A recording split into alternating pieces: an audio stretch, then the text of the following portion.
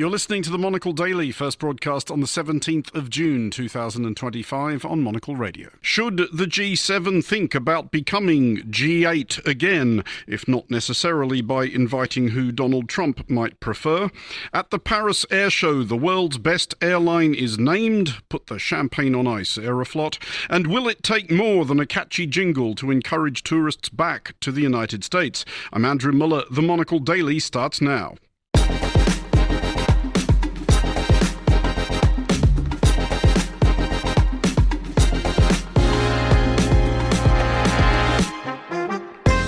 Hello and welcome to the Monocle Daily, coming to you live from Studio 4 here at Duferstrasse 90 in Zurich. I'm Andrew Muller. My guests Markus Schögel and Nico Luchsinger will discuss the day's big stories, and we'll hear from Monocle's Sophie Monaghan-Coombs, who has arrived at Art Basel. Stay tuned, all that and more coming up right here on the Monocle Daily.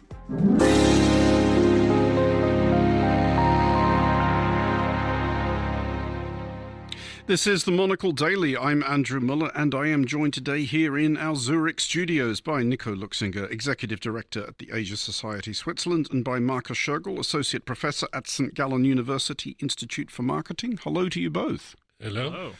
Excited to have day 2 here in Zurich, well and truly underway at this point. But I do want to ask you both, as we often do for first-time guests on the Daily, just to tell us a bit about yourself and how you got here. Markus, we'll start with you. Okay. Basically, I got here by the tram because I'm living in Zurich. And I'm a researcher, academic, teacher and coach for students, executives and companies on the topics of contemporary marketing, like go-to-market strategies, customer experience management, looking a lot at customer-centric strategies, how they really understand that they are, in fact, are customers that should be valuable for them. You would think that would be a self-evident point. Sometimes you believe that it should be, but in some cases you find companies that are still telling us customers is always standing in the middle, so he's in the way. So what seems always to be a joke, you will find a lot of examples here around Europe that are more centric on anything than the customer. Nico, the Asia Society Switzerland, what is its role? How does it build that bridge between here and there? Thanks, Andrew. The Asia Society Switzerland is a nonprofit organization dedicated to building what we call Asia competence. So in short, our role is to help Swiss stakeholders understand what's happening in Asia, how Asia is changing, and which developments in Asia are relevant to them, how they're influencing Swiss businesses, but also Swiss politics, society, and culture. That is, in short, our role. And by the way, I walked here from my office just down the street through the beautiful and very gentrified neighborhood of Seefeld. Well, we will start with the recently concluded G7 summit in the generally little heralded Canadian settlement of Kananaskis, Alberta. At least one guest was unimpressed by either the summit or the setting, US President Donald Trump, who left early, his most notable contribution being an amount of whining that Russia had been suspended from the forum back in March 2014, for which he partially blamed former Canadian Prime Minister Justin Trudeau, who in March 2014 was not actually in government. However, as if to hint that Russia's place in the former G8 might be up for grabs, India's Prime Minister Narendra Modi and Ukrainian President Volodymyr Zelensky were in attendance. Nico, first of all, is there any good reason why India should not aspire to be a full-fledged member of the G8? It does seem, on most scores, abundantly qualified. I would agree. I think, if we are talking about expanding the G7 into a G8 or a G9, India would certainly top the list of candidates, probably together with China. We can talk about Russia, where it would have slightly more qualms. I think the question here for the G7, as well as some of these other gatherings and groupings and formats that have also started to emerge, like the BRICS, is really like, well, what does qualify you? Like, why are you in this grouping? So is it money? So is it just about like being a large, powerful economy? Again, if you look at India, India should definitely be in, world's 4th largest economy, soon to be 3rd largest economy. Is it geopolitical power? There, I would argue the case for India is slightly more difficult, certainly a rising power, but probably still punching quite below its weight. Or then, as I would assume the G6, so everybody in the G7 except the Americans right now would argue it's about values, right? So you are there because you are representing certain values, which just happen to sort of be represented by the leading democracies. And there again, right, that obviously excludes Russia. That would also be the case against China. And again, India, which definitely is a democracy, albeit maybe a flawed one, would qualify on that. So yeah, I think, if we're seriously talking about expanding the group by one country, my sense is that India is the one that would make the most sense. And it's notable that that's not what was discussed, right? Trump did not suggest to invite India. He suggested to re-invite Russia and, while they're at it, also add China.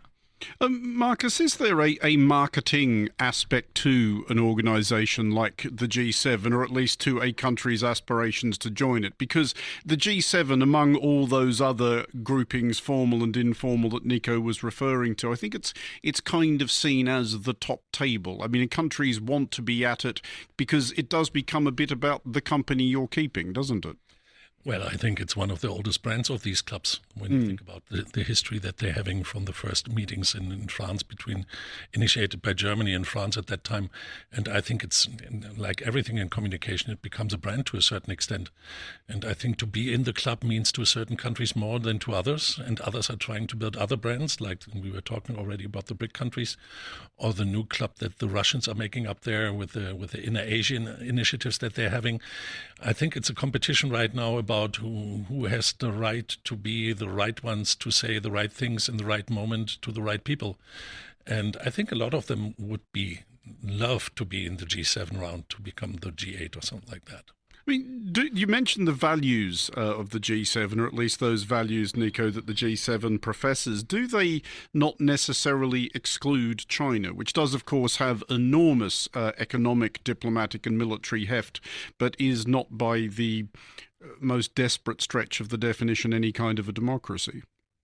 No, it's definitely not. I think not even Chinese interlocutors would dispute that point. Again, I think it becomes the question of what is your grouping about? To continue the analogy that Marcus made, what's the brand that you're trying to position yourself as with your grouping? Is it really a group of like-minded countries that coalesce around values? And then I think, unfortunately, for those of us who still like democracy, that sort of tends right now to become a smaller club. Right, so then the G7 is definitely only the G7. Might even have to fear about losing one and only be the G6 at some point. But then you have groupings like the BRICS, right, which very ostensibly are not coalescing around values. That's a word you never hear, or only hear sort of on the sidelines of BRICS. This is a very pragmatic grouping, and the countries that are part of BRICS, I think you're also very aware that they actually don't see eye to eye on a lot of issues, right? So you have the aforementioned Russia and China in there, who are authoritarian states. You have India, you have Brazil, who are democracies. You have South Africa. Now you have a bunch of new members who are joining. The list of things that they don't agree on is probably as long as the list of things they do agree on. So I think increasingly the question becomes, do you want a very small group that is very highly aligned, or would you like to have a much broader, looser group of countries that may not be aligned on everything, but that could actually because they're a larger group, make sort of significant progress on at least selected issues? And I think that's a little bit of the trade-off. And it'll be interesting to see sort of which of these models will be more successful. I mean, Marcus, a summit of this sort in particular, it's definitely a chance for the host to advertise itself. Thinking of this in marketing terms, what did you make of Canada's choice of location? It's the second time it's been held at Kananaskis, a location that I am forever stressed that I am pronouncing with an incorrect number of syllables. However many times I look at it, there seems to be a disconnect between what it looks like and what it sounds like. Apologies to any of our listeners in Kananaskis if I have in fact miscounted along the way. But what do you think why would they have chosen that? There would be security and logistical considerations, obviously, but there's plenty of other places in Canada you could have done this. What did you think they were trying to communicate? Well, I think from a branding point of view, I think the name is already challenging, and I'm not quite sure if it is really helping. But on the other hand, you see the same things that they have been doing before when they went to Elmau, or they went in Italy, to the mid part of Italy, to the Mezzogiorno, to communicate that there are regions in their countries that are safe, that are ecologically interesting, that are interesting from a touristic point of view, and giving them sort of, say, massive airplay from the touristic and from the branding point of view for the country. And when you look at the pictures that they're bringing across from the Rocky Mountains, standing up there with the sun shining down on them, I think these are bringing beautiful pictures, and I think they are more nicer than thinking back on the G7 meeting that we had in Genova some years ago, where the streets were more full with other peoples that were demonstrating. And I think they changed the idea of how you really communicate what your country is standing for. Nico, just finally on this, and returning to the subject of potential expansion, are there other countries which do strike you as more plausible candidates than perhaps China, because there is an overlap of values as well as the economic heft? Anthony Albanese, Prime Minister of Australia, was invited to this summit. South Korea would appear, I would think, to have a claim as well. Yeah, I was going to mention South Korea as definitely a contender. Again, it depends a bit on sort of what the criteria are that you're looking for. Would be aligned on values. It's a very decently sized economy.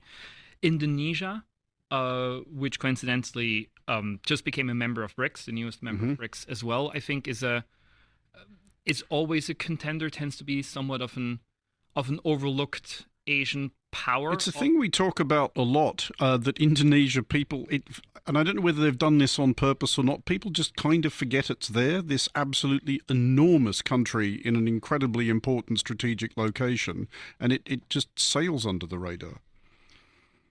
I don't know if they've done it on purpose. I assume they haven't, but I think it's clearly been a feature of Indonesian foreign policy in the past to not have a sort of strong brand or image that sort of would lead people to remember that it's there. It'll be interesting to see whether that changes. Indonesia, of course, has a new president since last October.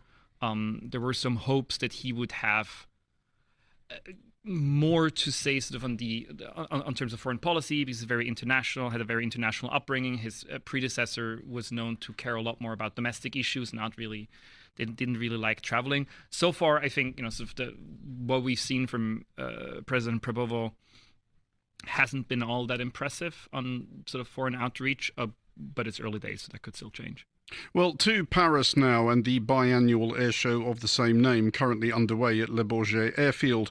Earlier today at the Paris Air Show, the annual World Airline Awards were presented by Skytrax. For the 9th time, the top gong was carried off by Qatar Airways, named world's best airline ahead of Singapore Airlines, Cathay Pacific and Emirates. Singapore were able to console themselves with the prizes for Best Cabin Crew, Best First Class and Best Airline in Asia. On which front, the Taiwanese carrier Starlux, which only commenced commercial operations 5 years ago, was named most improved. Marcus, obviously very far from the first time Qatar have won this. Is it fair enough? We were talking earlier before the show about the long schlep from almost anywhere to my native Australia. I have done it a few times with Qatar Airways. Will say I don't have many meaningful complaints about that experience. I have many meaningful complaints about others, however. Well, I think these rankings, as we will talk about another one as well, are very important for the branding and for the competition, and to be understood as a quality leader. And I think that the Qatar Airways, I think they're doing a great job on the long haul flights. And I think they're really into the at least top 5 from my point of view, just because of the service that they're delivering and how they are treating their business from a national point of view. For me, there's always a second side to it. As an economist by upbringing, so by training, you need to look a little bit at the costs and the investments and where the subsidies are coming from. And this is something different if you're coming from the Arabian countries, or when you're coming, for instance, like in Singapore. There's some subsidies as well, but when you look at the business and how we use Singapore Airlines as a case at our university, it's one with the lowest costs on their travels as well. So high charging on the tickets. Are you suggesting it's easier to make a premium product when you have a bottomless pit of cash underpinning you? Well, or a bunch of oil fields beneath your airport. I think that's really something that's a discussion that you have in the airline industry always. How much is really done on investing a lot of money and trying to be very effective and not looking so much at the efficiencies. And on the other end, how you drive efficiencies in this long haul flights, which is a truly strong business that still can live from the satisfaction of the premium class members, as you see how Singapore did in the different categories. But the point that I would make is always the question, and this is something that is misled, I think, by many people in the practical field. Just being a good airline doesn't mean that you have a proper business. But if you are able of treating your flights effectively at the same time being service oriented, like Singapore Airline does with some magic stuff in there, youngest fleet, lowest repair cost, little fuel consumption, high rising prices for having more stuff on the planes and all that stuff, then it relatives for me always these rankings, because I think they are nice for the prices for 1 year, but the next year somebody else will be on the top.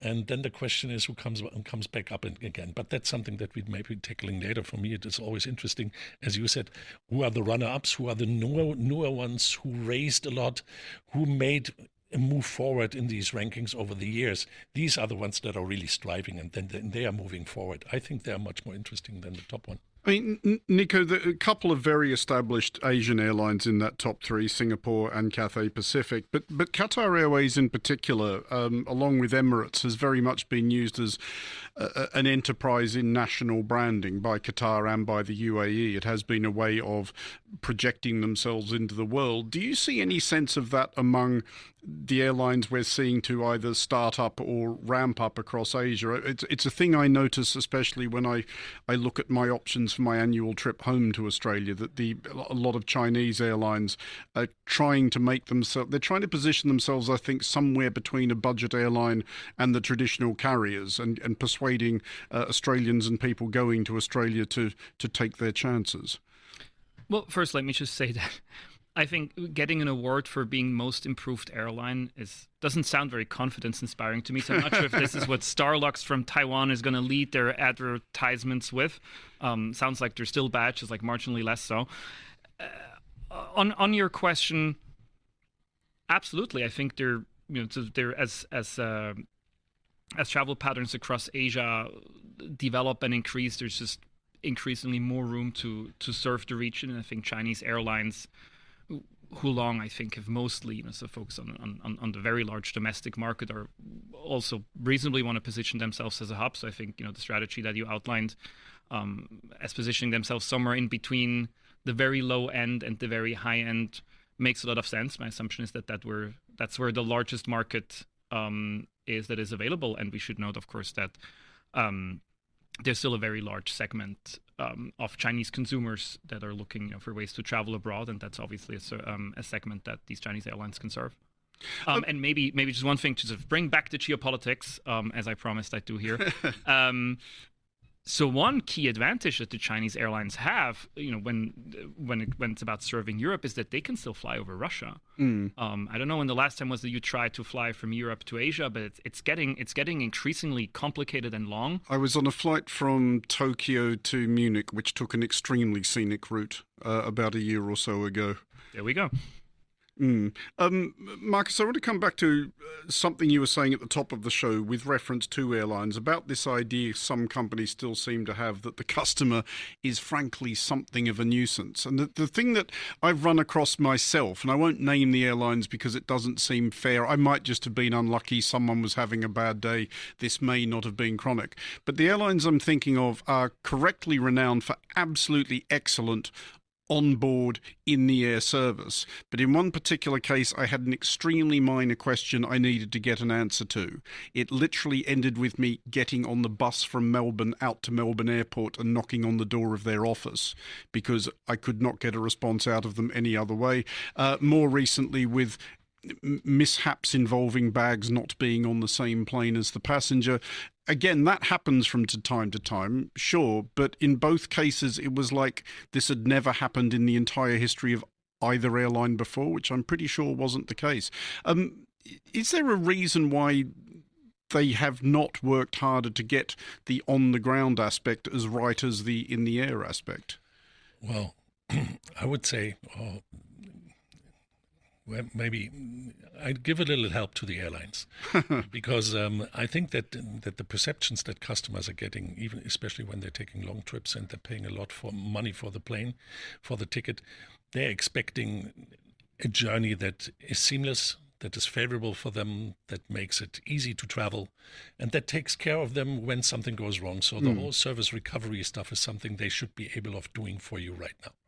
And I think that's the level of competition that we're looking at. And you were right. Sometimes it will go wrong. Sometimes the stuff hits the fan. Then you might need to be able to take care of your customers in a way that they feel taken care of. And the instances that you've been talking about, I think, are the ones that should not be happening anymore. So when you look at Singapore Airlines or you look at other airlines, how they've improved their digital experience in the last years, this was the major move forward. They were great on air, but in the air, but they needed to work on the whole ground part. And this is what we're looking at most of the time. The customers are looking, as we say, at a customer journey where the company should take care of you. And some are promising a lot.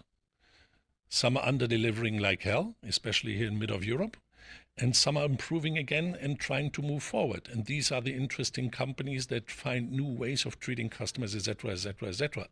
On the other hand, you need to always take care, from my point of view, the experience nowadays is everything. This is what the customers are judging you by. They're not judging you anymore just by the price. They say, if this was a trip that is worthwhile and it was taken care of, they will be coming back. But the customer satisfaction for most of them is right now, from my point of view, the pinnacle to competition. And you see a lot of companies struggling there. Well, let's take a look now at Switzerland, because it is the second day of a full week of the briefing and the daily from our Zurich studios. So it does seem appropriate to look at the host country, and happily 2 major surveys have landed on our desks just in time to help us do exactly that. The Institute for Management Development's World Competitiveness Ranking for 2025 names Switzerland the world's most competitive economy. That's the good news. Less sunny tidings are borne by the Federal Institute of Technology, or ETH Zurich, which finds that global travails have an impact even in this proverbially placid and obstinately neutral country. It records a 6% decline in sense of security, and that was before the recent outbreak of hostilities between Israel and Iran. Nico, first of all, on that second survey, it will seem, I think, to a lot of listeners elsewhere, somewhat self-indulgent. Switzerland feeling at all less secure. You were last invaded, I believe, in 1798 by Napoleon, and the last civil conflict was, of course, the Sonderbund War of 1847. What do Swiss people have to be worried about, really?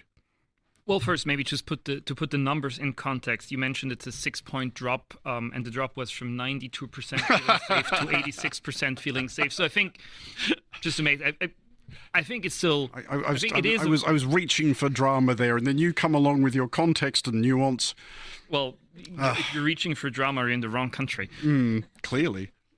But 6% is not nothing. 6% is not nothing. So to me, the story. He said desperately, 6% is not nothing. I'll try to give you the drama, Andrew. I think the story here is not necessarily that this drop happened. I'm actually surprised that it only happened now. There has been sort of a slow decline over the last years. Obviously, the start of the war in Ukraine, the invasion, has been a bit of a turning point. But I think this is really just geopolitics catching up with the Swiss public. I would also argue that we have to distinguish between actual safety and feeling safe. I think this is not connected with any notable rise of public safety incidents in Switzerland, at least not that I'm aware of. This is really, I think, sort of the global news, much of what we've been discussing at the top of the show, sort of making its way into the minds of Swiss people. And then I think that reaction of feeling marginally less safe is probably not entirely unreasonable. Just to follow that up, though, Switzerland does, of course, have a long and very firm tradition of civil defence, self-reliance, conscription, and so forth. Do you feel like the value of those traditions has become at least more appreciated? Absolutely. I think there was an item in the survey as well that said, I think 24% of respondents say that the defense budget is too low, which is the highest number in the 40 years that the survey's been done. So I think that already shows you that there's a broad political coalition to strengthen defenses, increase defense spending. That certainly was not around 10, 15 years ago. There was at some point, that was much longer ago, but still there was actual political debate in Switzerland to abolish the army entirely. That's definitely not something that's still on the table. What I found interesting is also that respondents start to favor what I think the survey referred to as hard cooperation options versus soft. So it's less international development cooperation and it's more engaging with NATO. For example. That's an interesting piece when you remember that Switzerland has the traditions you mentioned, also has a strong tradition of neutrality. So the fact that a comparatively high percentage of respondents, 53%, favor closer NATO ties, says this, I think does signal that the Swiss public starts to think in a much more nuanced way about what we perceive as neutrality. The survey also confirms that we still like neutrality. I think it's more about what we think it is and not that we want to get rid of it entirely. Marcus, to look at those happier tidings, the economic survey, which did rank Switzerland the world's most competitive economy, is there a particular secret to it? Why is Switzerland the world's most competitive economy? Okay, so the difference is that's not a survey that is done on the basis of a service. It's an index that IMD is calculating, and so you need to look at the equation. And don't get me fully wrong, there's one thing in there that's intellectual capital, intellectual property, that plays a major role in there. And when you look at the IPs that are handed in by the pharmaceutical companies, that's for one part a huge driver. The other one is the competitiveness of the corporations, and the other one is the attractiveness of the nation for talents and so on. So it's a broad range of different indicators. And what I think is always interesting, I think Switzerland is there for 10 years in the first place, and Singapore in second, and just compare both countries, then you see how different the strategies or the concepts are, that you see how countries are dealing with that topic. And I think that the strength that you see there in Switzerland is really something that is brought by the different industries that are really driving from here. And if you look into consumer goods, they're not performing that well, but still they make the most of the money outside of Switzerland. When you look at the pharmaceutical companies and their patents, they drive this along. Financial institutions are still somewhat interesting, especially in private banking. So it reflects, I think, to a large extent what Switzerland is really standing for from an economical point of view. Because I think the question that would be asked by an envious world looking at this record is there anything exportable? Are there any ideas that other people could appropriate, or is the problem that you basically need to be Switzerland already to make this work? Well, look at the two top countries, they are small. And that's something that many people are discussing nowadays again. If the size of a company makes it easier, of a country makes it easier for you to behave more integrated. I think there are not that much things to learn besides understanding the democratic and economic system of Switzerland, which is to some extent contradicting to the one in Singapore. So the rules that you can apply to this, from my point of view, is a coherent way and a consistent way of developing. We call this always path dependencies. So how do you develop over time, and how you do keep track of this, where you're getting to? And as you said, Switzerland is on that track for decades, when not centuries, as a democracy with a strong common base. And when you look at Singapore, it's exactly almost the opposite, that does this within 50 to 60 years. So for me, the consequences are not that clear to say this is the path to go for and this is the strategy that you should follow up on. But when you see who was dropping 6 places, then the United States dropped by 6 places. And funny-wise, my home country, Germany, improved by 5 places. So as I said, sometimes the moving countries, the delta countries, are much more interesting to see and ask yourself what they have been doing in the last years for improving or disapproving. Well, let's look at a big country and go to the United States, which is an ambition that decreasingly many foreign tourists appear to have. For obvious reasons, pertaining mostly to fears of not being admitted to the US or ending up staying longer than planned, noteworthy numbers have this year decided to take their holidays elsewhere. Some reports do suggest a bit of a bounce back in recent weeks, possibly taking advantage of hastily discounted airfares. Brand USA has now launched a new global campaign attempting to persuade potential visitors that the country remains worth the risk. The America the Beautiful campaign is, it says here, an emotionally motivating platform designed to reignite passion for US travel. Marcus, as the marketing expert here, is your passion reignited? Well, when do you start such a campaign? When you've got an image problem, when you've got... You don't do it when things are going well. Exactly. No. That's the one thing that strikes me most. But on the other hand, there were articles in the last weeks in some major newspapers in the United States reclaiming since the brand of the United States is still working and referring to Donald Duck, is called Donald Duck all around the world. Everybody knows him, and saying so the brand is still vivid and still viable and has a strong core. When I'm listening to those comments between the lines, I'm asking always myself, there's a reasonable amount of doubt that in the long term you will have higher effects than right now. And what I'm always referring to is, the short-term effects might be looking not that harmful, but in the long term, you're ruining a little bit of your brand identity and your brand core and your brand DNA. And that's what we're seeing, I think, what is happening in the United States, where you try to now reinforce with a brand campaign that this brand is still favorable for tourism and that's a nice country to go for and all that stuff, just to steer against the facts that we're seeing over the last 8 months. I mean, Nico, have you personally or have you known people who have rethought or cancelled American travel plans in recent months? I mean, anecdotally, I have, and I've also heard a lot of tales of people going to and forth on surprisingly empty aircraft. Yes, anecdotally, I've heard that too. I had not planned any visits to the United States for touristic reasons anyway, so I didn't have to change my mind. But I think had I done so, and had I, for example, considered a longer trip to the US with my family, I think that would be on my mind. And I think it's partially the things as you mentioned, right? So there are actually these stories, and I actually got an email from our favorite airline here, Swiss, trying to convince me that this is all not a problem and it's perfectly fine. And of course, if you have a Swiss passport, you will still get into the country. And again, like as Marcus has said, if you have to start sending out these emails, something is very obviously wrong. You probably won't get arrested. You probably won't. We can tell you with almost certainty that you won't get arrested, right? So I think that's a bit of the problem. And to further Marcus's point, this is what we're seeing, I think, right now, the start of an erosion of American soft power. Tourism is probably a very good leading indicator of the soft power status of a country.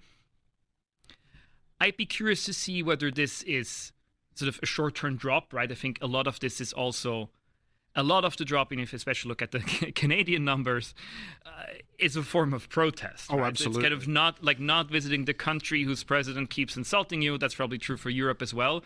And as maybe either the aforementioned president kind of like mellows a little bit over the next months or years, which I think it might be not a completely unreasonable thing to expect, or as we just kind of like get used to it and sort of start putting this into perspective, I could imagine the numbers picking up. So I don't think sort of the brand USA is irreparably damaged, but it's definitely experiencing a slump right now. And I don't think the America the Beautiful brand campaign will help to get it out of there. When you look at the reason that people change their mind about certain stuff, and you were mentioning to boycott in the United States, we talk about this all the time. Brands should be boycotted, what they are doing and all that stuff. This level of boycott is so rational that you need a lot of information to justify to do this. The emotional part, not getting into the country, not being treated well, not sure if you can take the right road and all that stuff, is much, much more closer to the feeling and the decision to do a trip. And I think then the short-term effects are that you might not be going because of the reasons as the Swiss was putting out that email. And the long-term effects might be much more harmful because the options are getting much more interesting. Kananaskis is one option that we could be going for, and it's in Canada. And I think we discussed this already here sometime. Canada is a beautiful place, and it's a European place, and it might be profiting from this more than we could ever think. Markus Schögel and Nico Luchsinger, thank you both for joining us. Finally, on today's Daily, one of the reasons we are in Zurich this week is its proximity to events in Basel, or at least an event in Basel, specifically Art Basel, from where we are joined by Monocle's culture editor, Sophie Monaghan-Coombs. Sophie, first of all, what have you made on an initial contact with Art Basel of the atmosphere? Does it still feel like the centre of the art world? Hi, Andrew. I think it does. It's only the first of the preview days today, but the sun was shining, the fair was super busy, there were lots of people, and yeah, a really good atmosphere. I think, the art market is still facing the same downward trend after COVID from the past few years.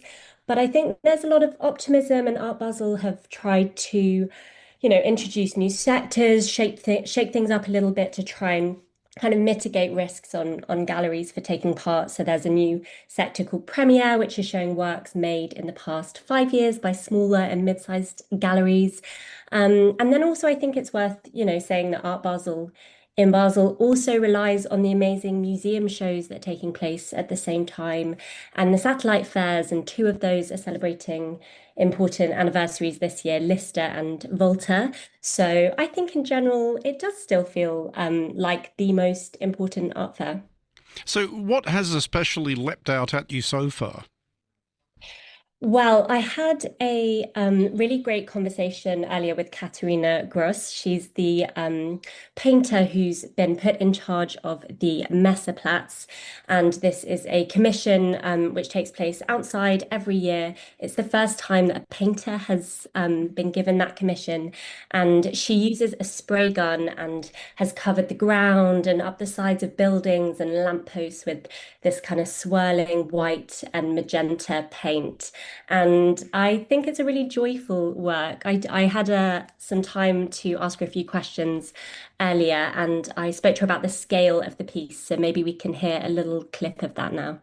So the scale was really a challenge, but also the different points of view that you have on the work. So you can see it from up of the tower, from the parking lot, you can move into it from all the different sides, and that's exactly what I find interesting, that a painting has so many different perspectives. There's no one right point of view. And the other challenge, of course, was and is, and I find that extremely interesting, that it's the most important art fair of the world, and people from all over the world come here with different trajectories and sensitivities and plans and aims and goals, and they have to, once they step onto it, they get a little bit shifted in their attention, and that is something that I was working for. Katharina Gross there at Art Basel. Sophie, have you seen anything in the Art Basel shop that has tempted you?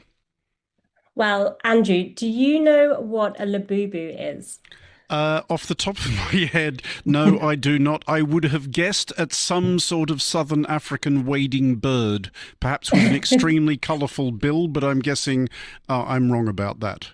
You're close. You're not too far off. I had a sneaking suspicion you might not know what it is, but a labubu is a kind of doll. It's a sort of small character. They're usually quite furry, quite cute, quite kind of cuddly looking. And there's been a craze over the past few months for them. And now that I've said it, you'll see them everywhere, kind of stuck on people's handbags and backpacks. And so in the Art Basel shop, they've created, the creator of the first labubu doll, Kassing Lung, created a special one for Art Basel. It's this kind of very cute little blue monster, and it's got a spirit level for making sure that your artwork is hung nice and neatly. And apparently there's been a massive rush on them. They're very limited edition. So I'll double check tomorrow. If there is one floating around, I'll see if I can get you one for your suitcase. Well, thank you. I have just been shown photos of what a labubu even is by our very diligent and quick-thinking producer Desiree here. I suspect, Sophie, I may not be the target audience, but I appreciate the thought. Before we let you, they're really popular, Andrew. Before we let you go, we will of course be talking to you again during the week. But what are you most looking forward to in the next day or two? Well, I think tomorrow, I'm really excited I had a little look around earlier, but go back to Unlimited. It's where Art Basel show their kind of monumental works. It's basically the big stuff. There's a film by an artist I really love called Lonnie Holly. There's also an exhibition of 10 photographs by Diane Arbus that she put together in a box. That's kind of the only portfolio that she's ever made, which I think will be interesting. And then also tomorrow morning, I'm going to see a new Steve McQueen exhibition. The British film director and artist has a new exhibition called Base of recent work of his. And I think that will be a great one to go and see as well. Sophie Monaghan-Coombs in Basel, thank you for joining us. We will be having much more from you as the week progresses, but that is all for this edition of the Monocle Daily. Thanks to our panellists today, Marcus Schögel and Nico Luchsinger. Today's show was produced by Chris Chermak and Desiree Bandley in Zurich. Back in London, our researcher was Henry King and our sound engineer was Elliot Greenfield. I'm Andrew Muller here in Zurich. The Daily is back at the same time tomorrow. Thanks for listening.